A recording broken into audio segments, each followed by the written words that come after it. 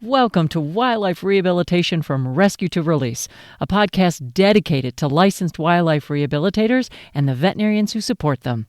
I'm your host, Gail Buhl.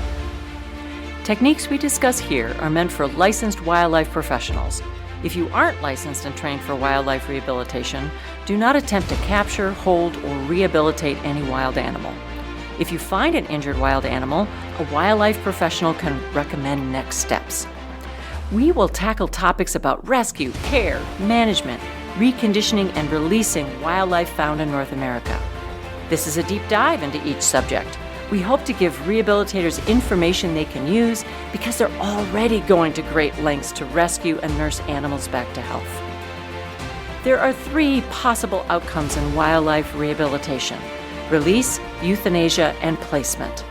An injured or orphaned wild animal's journey to restored health and independence in their natural habitat is delicate and complex. We draw techniques and expertise from many disciplines. Many animals brought into rehabilitation cannot be saved. The last gift we can give them is humane euthanasia. We'll talk more about when this is necessary. Sometimes animals are deemed non-releasable and evaluated to be suitable for a life in captivity. When that happens, we shift to a long-term approach to managing their care, training, and housing.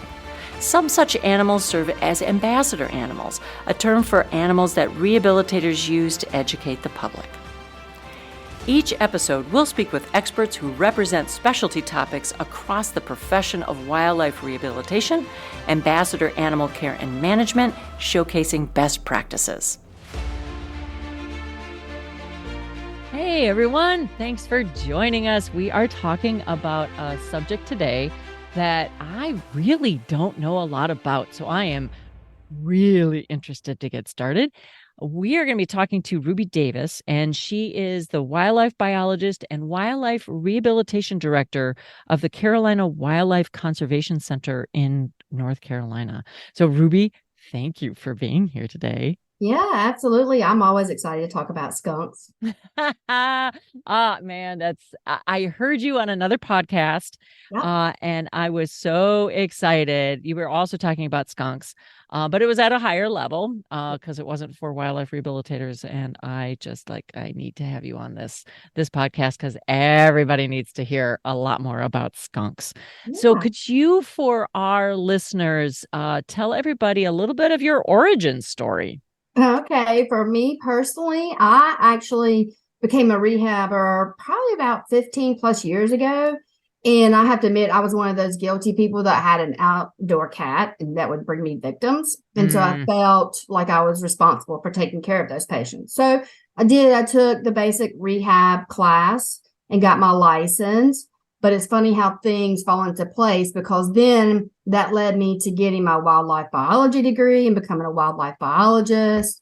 And I worked for a stream and wetland restoration company for several years. So all of that now is coming into play for my current job, which is great. So yeah, that's how this all started for me and what it turned into. Wow. You know, it's amazing how you can bring everything forward to assist, especially with, being a wildlife biologist. I'm also graduated with a biology degree. I can't call myself a wildlife biologist, but I really think also that has helped me Yes. in my rehabilitation. I draw from it all the time. So I think it is just help. So how long have you been with the Carolina Wildlife Conservation Center? So I've been with them now since the beginning, since we opened up, which is 5 years now. Wow. Excellent. Yeah. This area was needing it for several years, but having it now and it's come to fruition, it's amazing to be able to rehab in a center and not out of my house. Yes. That Oh helped my gosh, yes. marriage a lot. Yeah. Well, I may talk to you again about starting a center and all the details and the headaches and the joys and everything of starting a center, because that is no small endeavor.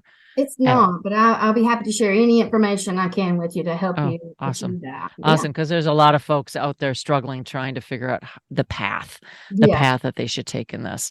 Yeah. And there's many paths. Sure. So anyway, so today, of course, we're going to talk about skunks. Yeah. Now, I on purpose didn't say the type of skunk, but we'll get into that, what Yeah. is more common and Yeah. all that type of thing. But and maybe we should do that right now, is because I do want to talk about natural history, Mhm. because a lot of people have heard me say that I think rehabilitation, you can find almost all your answers in the natural history of the animal Mhm. for rehabilitation. Mhm. And I do really believe that. And so that's why we always start out talking about natural history. So if we were going to talk about natural history, let's talk about striped skunks, since they tend to be fairly common. And I Yes. don't know if there's any differences with any of the other skunk species. There are for sure, but I will say here in North Carolina, we have two species, which is the spotted and the striped. However, the striped is the most common for us, Mm-hmm. and actually the only species that we've had intakes on, because the spotted for us are in higher elevations, the mountain regions, and I'm more of the foothill Piedmont area. So Okay. we only receive the striped skunk right now, and so Okay. that's what we encounter quite often. Mm-hmm. But like all the other skunks, they are omnivores. They have a very wide range, diverse diet. It's consisting from anything from small rodents to small reptiles. A lot of people don't realize that they're immune to venom, so they will actually eat copperheads and other venomous snakes. Okay, wait, I did not know that. Yeah, I did not know that. most people don't. They think of the possum when it comes to that, Yeah. but skunks Mm-hmm. are the same way. And the badgers, which is in that same um, family or order or whatever. But yeah, it's applicable to them as well. So that's good. To share that information with people. I think. Oh, I Yeah. think so too. Yeah, Wow, but I did their not know. diet is Mhm. so diverse. Like anything from carrion, they'll take advantage of that. But bird eggs, fruits, orchards. That's fruit from orchard trees that's fallen, apples or Mhm. cherries or pears. Vegetables in your garden, they'll take advantage of that. Mhm. But there's a whole array of things that they'll eat. And that applies to all of them. But I will say that one of the things that they love, and once people learn this about skunks, they seem to have a little bit more appreciation of them if they didn't have any at all, is the fact that they love yellow jackets. And they will actually dig up the yellow jacket nest out of your yard and devour them. And I've seen it done out of, several nests in my yard. And so I appreciate them for that. Wow, I Um, didn't know that either, that yeah, that's something that they seek out, because they it certainly do. seems from the list that you're giving is that Yeah. these are opportunistic Yes. omnivores, right? Yes. Whatever they're encountering, hey, I'm going to try to eat it. Yeah. And wow, oh my God. Yeah, Yeah. I would appreciate them in my yard too. Yeah. Once people learn that, they're like, okay, if that's what you're doing. But yeah, they are opportunistic eaters. They mainly go by smell. They have a high olfactory sensory and then Mhm. auditory. Their vision is not the best. So definitely their nose is working overtime for Mhm. finding their food. Yeah. Mhm. Mhm. So what kind of habitats do you find them in? Well, the thing is for us in the lower elevations, which applies in the highers as well, is they love deciduous forest, and they're going to have different canopy levels, and that's protecting them from the aerial predators.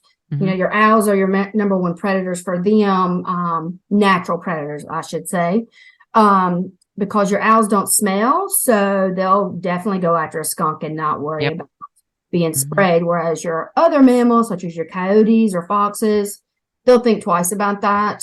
So definitely canopy coverage for them is key. They're always going to be in close to streams or ponds, a water source. So your Mhm. riparian, deciduous forests have those usually. Mhm. They'll take advantage of rock crops or outcrops and get into crevices of those. They love to have hollow logs to den in. They'll take advantage of groundhog dens or burrows. Mhm. And groundhog burrows have multiple chambers. And so I've seen actually here that there's a groundhog and a skunk coming out of the same hole. So I know there's multiple chambers in there. They're taking Mhm. advantage of that. So they'll definitely seek refuge in their forest area, but of course they'll be in the open fields as well, trying to find their foods. When it comes to where they find their food, they're not picky about that. Mhm. But when it comes time for refuge, especially during baby season, they will take advantage of people's sheds or decks, Mhm. getting in their barns. So that's when we get a lot of phone calls. Oh, I've got a skunk around and I want it gone, that kind of stuff. But actual habitat for us, they're losing because of development. So a lot of the forests are being clear cut and they're losing that. So they are trying to seek refuge and adapt to what's been given to them. Sad, but that is the case, at least here in North Carolina. Yeah, habitat is still, climate change, of course, is a huge, huge challenge. And we still don't know how that's going to affect a lot of animals. But habitat destruction and habitat change is still the number one challenge. Yeah. And boy, humans are really good at making the environment fit ourselves. And we change the environment. So if you've got an adaptable species, they probably will adapt. And if you don't have an adaptable species, you might not. So skunks might, at least striped skunks, might do okay. If the tolerance level is up there for humans, right? For skunks. Yeah. You were talking about owls and aerial predators being a natural predator, and I work for the Raptor Center, and we do get great horned owls in, especially. Smell bad. You're like, well, I know what you ate. Yeah, exactly. And you're right. They have a very poor sense of smell, so they just don't seem to care. Yeah. So are these guys mostly nocturnal? Are they crepuscular? They are, mainly nocturnal, but, one of the things I want people to understand and we try to educate them about is that you will see them out during the day, and it doesn't necessarily mean that they're rabid. Especially during the spring and summer when they've got babies, these moms, just like other species, your raccoons and your foxes, they're going to go out during the day while the babies are sleeping and try to find food. So it's not uncommon to see females out during the day during the spring and summer. Now, come winter, you also see both genders out because they want to take advantage of the warmer day temperatures versus the night temperatures. So just because you see a skunk out during the day doesn't necessarily mean they're rabid, but typically they are nocturnal species, up until dusk hours as well. Okay.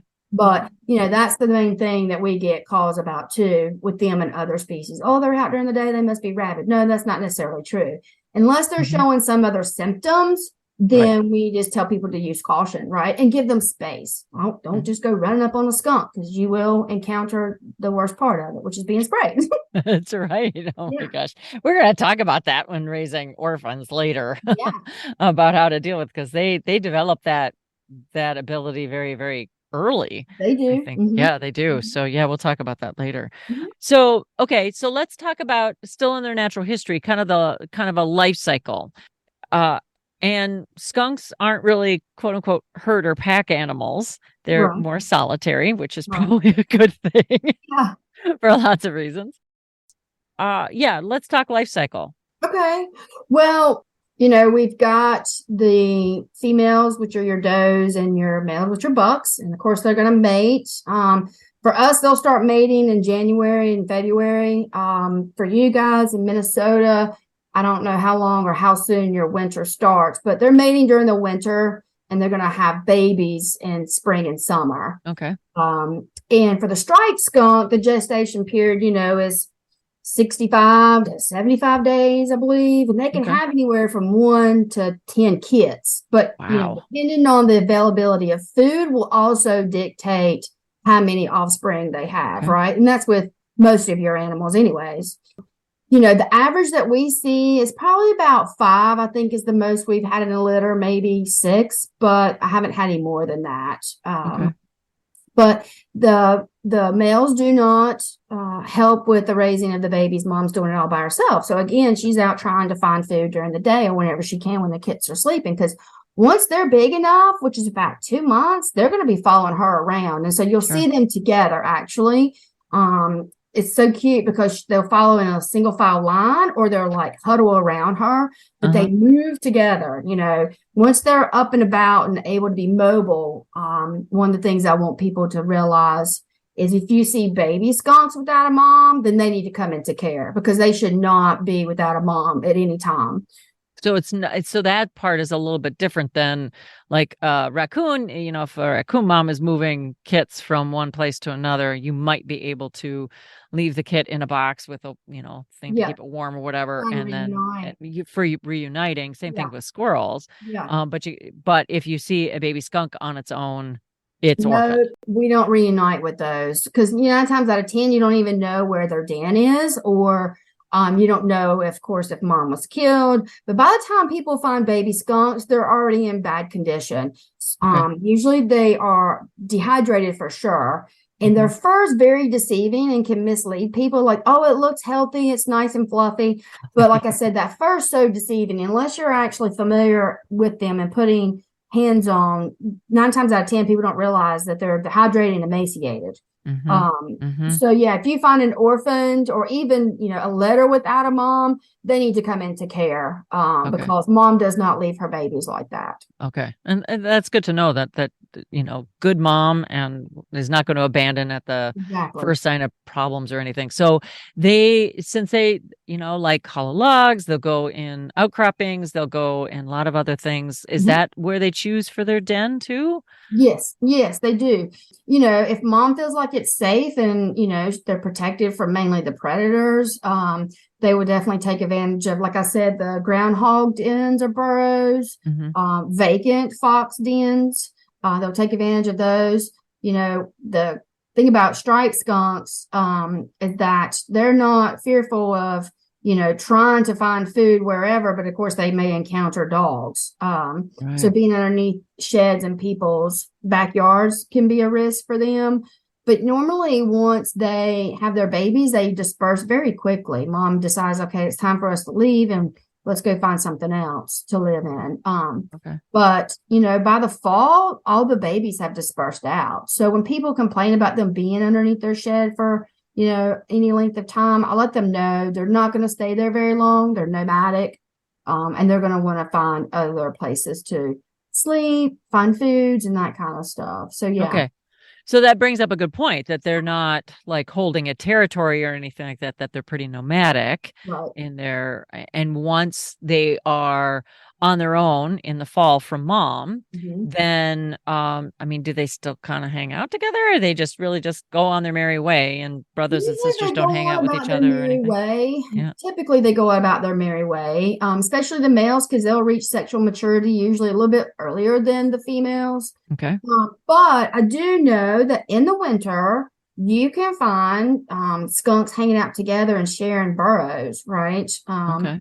The more body heat you got, the warmer you're going to stay. That's right. And it's usually, going to be probably an offspring of hers. Or, it could be that there's a couple of skunks that get along and there's enough food that they're not fighting over everything, right? So they can shack up together in the winter for the sole purpose of, conserving heat, keeping each other warm, that kind of stuff. But typically by fall, everybody's dispersed out and they're doing their own thing because mom's going to be mating again. And of course the offspring will be able to start reproducing. Like I said, the males is usually 9 to 12 months. They're actually reaching sexual maturity. The females, it's a little bit longer, but within less than 2 years, all your offsprings are able to reproduce. Oh, able to reproduce. Okay. In North Carolina, do skunks, and I wouldn't call it a hibernation because they don't truly hibernate here in Minnesota either. But so is it warm enough that they are coming out every night and feeding, or? No, not always. They don't go into a torpor stage like your bats do. But if it's really cold, like tonight, last night was our first true cold night, I think, like 20 degrees. And I didn't see any skunks out and about. And I'm out in the country and I see them on a regular basis, right? But last night I didn't see anybody, not just skunks, but I didn't see any animals out. Including humans, probably. Yeah. We're staying home. When it's cold, they don't come out as often. Okay. So, during the day, they might come out to try to find some food if they didn't eat that night before, but usually they won't. They'll just wait and see if it warms up, and then they'll come back out again. But they don't stay down very long, put it like that. Okay. How is in general, their metabolism? Because I know weasels and mink and things like that have an incredibly high metabolism. They do. can't hibernate. They can't go into torpor Right. because they have to Right. eat all the time. Yeah. Well, the skunks is not, their metabolism is not as high as your weasels or your minks. It's less than that. And if you see, most of the time your skunks are a little rotund, they're little round things, whereas your weasels and minks are a little bit, are leaner for sure, but they're just so active. They're very fast. Whereas your skunks, if you watch them, they kind of got a little waddle to them. They're not in a hurry for anything. They're taking their time, right? Right. They're slowly finding their food, whereas the minks and the weasels, they're on a mission. They're going to find it, and they're going to find it fast, and they're going to take it down because they're aggressive. Whereas your skunks are not aggressive animals, which is great. And I want people to understand that. So, a mink and a weasel will tear your hand up in a heartbeat. And plus, you're not even going to be able to catch them. They're so fast. Whereas a skunk, you can. But my point in that is that their metabolism is not as fast as your mink and your weasels. Right. Yeah, we talked to Peggy Pop from Wisconsin about orphan weasel and mink care, and that was so revelatory. As far as like how often you have to feed and all of these kinds of things. So I just am always comparing animals to them. Yeah, I know. Peggy's great. She was actually my go-to for my mink and weasel when I've got those to rehab. Yeah. Yeah. Boy, there's something to be said for specialists, boy. Absolutely. There really is. So, okay. So we have the does having their kits in the spring. They stay with their mom through the summer and into the fall, and then they kind of disperse. Right. So when we'll talk about aging kits in a little bit, but so people are not usually encountering baby skunks when they're in their den, whatever that den might be. It's usually a couple months in and they are now mobile, correct? So they're coming out and wandering with mom or whatever, and somebody gets separated or mom gets killed or something like that. When you get phone calls on what kinds of circumstances do people talk to you about? Most people, if they do encounter a litter, I did have a couple of incidents where someone was tearing up their shed, and so they literally lifted up with like a bulldozer or some sort of construction equipment, and the floor fell down and killed mom, but the babies were there. Oh, wow. So that has happened, or just construction itself, digging into the ground with construction equipment. I've had them come into care for that reason too, but 9 times out of 10, people are finding them wandering in their yard aimlessly because they don't have mom. Mom's been hit by a car. A lot of times people find the kits on the road with mom.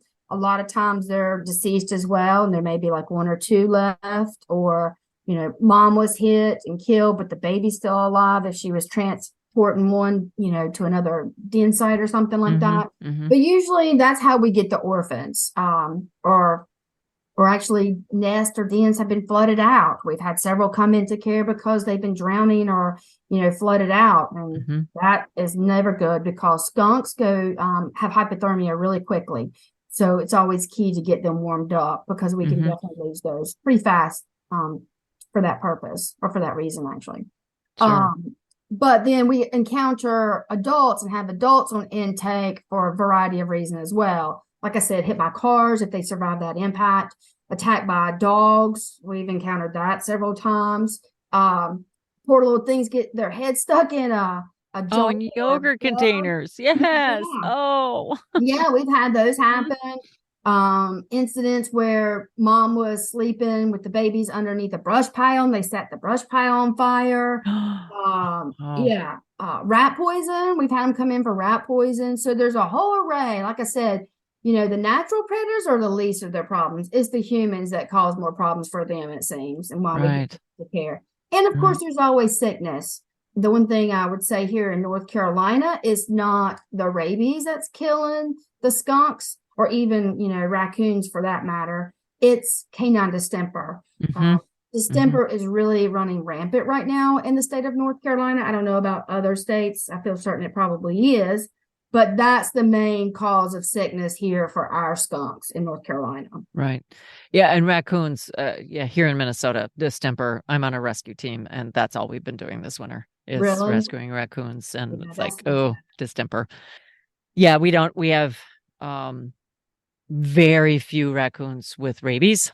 yeah, So anytime we see them not feeling well and they're out and about during the day and curled up underneath a bird feeder, it's like, oh, yeah, unfortunately, right. yeah. Same here. And Yeah, and my guess is that if a skunk comes in with distemper, humane euthanasia is correct. generally the choice, right? Yes, Yeah, yes. because Mhm. there's really not much we can do for Exactly. them.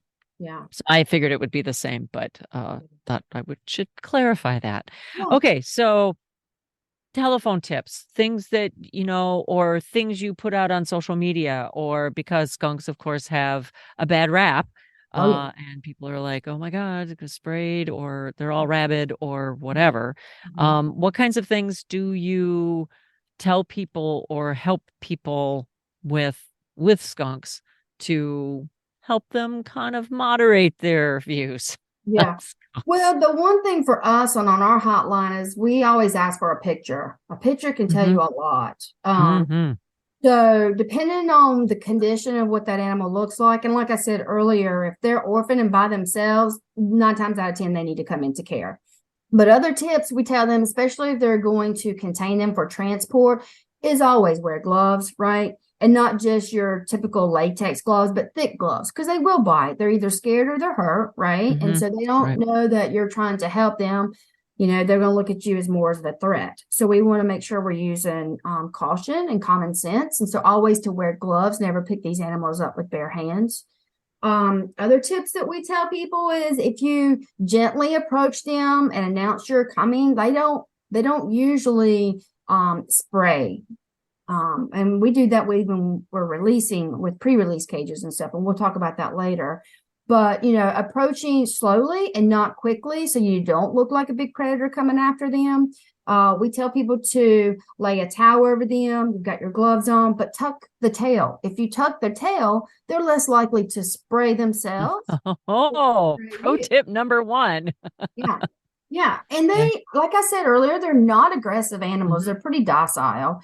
But if you tuck their tail and you've got their head covered, then you're less likely to be sprayed and you're less likely to be bit. Those are the number one tips that we tell them, of course. And if they've had some sort of injury that's obvious, we tell people not to try to do anything with those. Of course, if they're babies, number one tips, and this is with all animals, I'm sure is don't Mhm. attempt to feed them, right? Like everybody wants to feed these animals when they get them in. And if they're rushing you into an ER, they're not throwing a steak at you. They're going It's to the administer truth. and deal with they're going to examine you and that kind of stuff. And the same thing applies to our babies, let them be orphans or let them be injured adults or whatever, is do not feed the animal. Right. And that's the other thing that we, want to emphasize to our callers on the hotline. Right. Boy, that's a universal thing. People find babies, we got to feed it. That's the first thing we got to do. Not warm it up, not make sure it's got food, not contact somebody who knows what they're doing. Oh, yeah. Yeah. It's feed them. Exactly. And they find interesting things to feed them. Oh, I know. It's sad. Yeah, we could do a whole podcast on all the different things For that sure. finders, well-meaning finders, have fed youngsters or tried to feed even injured adults. Yeah. Well, and that's the thing with the babies. We tell them, we know you have good intentions, but you actually may cause more harm than good. Yeah. Yeah. So that's a good thought too. Do you have people that will find baby skunks and then try to raise them? Not as often as, say, raccoons, right? Like I was saying earlier to you, when we were talking, like everybody thinks a baby raccoon is absolutely adorable and they'll keep it for 4 months and then it's going crazy and they're ready to get rid of it. Right. Well, your baby skunks, they are adorable, but guess what? In 2 weeks, they're ready to spray. So 9 times out of 10, that actually deters people from keeping skunks, baby skunks. So that works in their favor and ours, actually. Sure. Okay.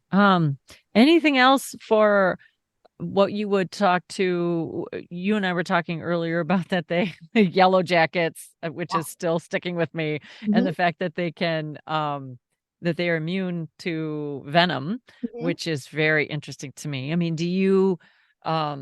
what opportunities does the center use to educate the public about skunks? So certainly when finders call you, Yes. do you do things on social media? Do you, I know you've been Yeah, on a couple podcasts, so that's awesome, so for I the did public. some other podcasts here locally, and then of course we do our public service announcements on social media, our Facebook and Instagram. And then we do have a small educational program that we're trying to grow. And our volunteers are great at sharing this information when we're at exhibits out in the public, that kind of stuff. And so for us, it's so important to not only is our mission about rehabilitation and the conservation of the land, of course, but educating the public. Mm-hmm. And I'm a firm believer, if you educate the kids and get them with that knowledge, it will carry with them throughout life. And they'll also educate their family members, their parents, and maybe change their mind with grandparents, that kind of stuff. So yeah, it's about educating as many as possible, because while not every skunk is going to come into our care, right? They may not be local, or they don't want to travel the Sure. distance. But if you have that information out there in some fashion or format, then they at least know what to do and how to proceed to get it to the correct rehab or placement for that animal. Right. Yeah. It just, I've been around a long time. And when everybody at least in Minnesota, are trying to get recycling programs going, it was the kids. Yes. Kids Yes. are the ones that was the key. And it Yeah. was the kids teaching the families and everything about doing it. And that's how it got a foothold. Yeah. And I Um, believe that's going to apply for saving the wildlife as well. oh, totally agree. Totally Yeah. agree. And a lot of kids are so, um, oriented toward animals, whether Yes. it's pets or wildlife or whatever. They're closer to nature probably because they haven't had all the influences that adults have had with Yeah. technology and all the other pressures and things like that we have that kind of pull us away, Yeah. And we definitely from want nature. those future wildlife rehabbers or environmental scientists or even wildlife veterinarians. Mhm. We need them in the future, that's for sure. Oh, right. Any other ideas or thoughts come to mind about skunk natural history or why they come into care or anything like that? Well, the thing about skunks, unfortunately, they don't have a long lifespan in the wild. Now, if a healthy skunk is out there and they're not encountering humans, they can live a long life up to 6 years, but normally they're sick or dead in less than 3 years, right? Wow. In captivity, they can live up to 10 years of age, but in the wild, they don't have a very long lifespan, which is sad. And so that's the other thing I tell people, is that the skunks are not going to stick around very long, because unfortunately something's probably going to happen to it. Mm-hmm. But for us, it's about getting healthy genes out there for reproduction to occur. Right. But natural history wise, I mean, I think we pretty much covered everything that would be applicable to across the board for skunks, really. So yeah. So having 2 to 10 kits, they only have one uh set of kits per year, I'm Yes. assuming. Yes. And so approximately how many of those kits do survive to reproductive age? Is it half? Is it less than half? I would probably say less than half. Picked off by predation. Now the babies, if they come out of the den without mom because they're starving, like starving Mm-hmm. animals will of course leave their den site Mm-hmm. to seek, help. Let it be, food that they're trying to find on their own or going up to humans. Squirrels do that. Right. But the small kids get picked off quicker by predation. Now, the smaller ones would be picked off by, say, your coyotes or even your foxes, something, you know, um, a little bit larger than Mm-hmm. Mm-hmm. raccoons and stuff like that. So how many you've got between 2 and 10 kits that are born, the female has one batch. I don't know if that's what it's called. Yeah. For bird, it's a clutch, but you know what it is for skunks. Once a year, about how many of these survive to reproductive age? Is it like half? Is it less than half? What do you think? It's usually less than half. Even if they come into us and, we've got, say, 5 in our litter, not always do they all make it because of their body condition, their ailment, their injury, and so forth. So even if we get all 5 of her babies in, it doesn't usually mean that they all make it.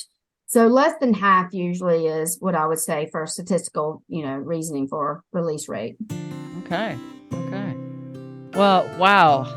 I certainly learned a lot, and I thought I knew a lot about skunk natural behavior and natural history, but I have certainly learned a whole bunch, which just adds to all of our collective background information for rehabilitation, but also for helping the finders and the general public, because there's certainly a piece of the story. Mm-hmm. So thank you for that. Good thing. That was Ruby Davis, the Wildlife Rehabilitation Director for Carolina Wildlife Conservation Center. There, she oversees the center's rehabilitation, along with the training and mentoring of staff and volunteers. Next episode, part 2, we do a deep dive into skunk care and rehabilitation. I learned so much. Ruby generously shares a wealth of experience and know-how, so please join us. Wildlife Rehabilitation from Rescue to Release is a production of Partners for Wildlife, working hand in hand with wildlife rehabilitators and veterinarians to improve the welfare of orphaned, ill, and injured wildlife. Our executive producer is me, Gail Buhl. I'm the Partnership Coordinator for Partners for Wildlife at the University of Minnesota College of Veterinary Medicine's Raptor Center. To learn more about the Raptor Center and Partners for Wildlife, visit raptor.umn.edu. Our producer is Kirk Clockey. Special thanks to our guest Ruby Davis, Partners for Wildlife, and the Raptor Center at the University of Minnesota College of Veterinary Medicine. And that's our show. Hope you'll join us again next time.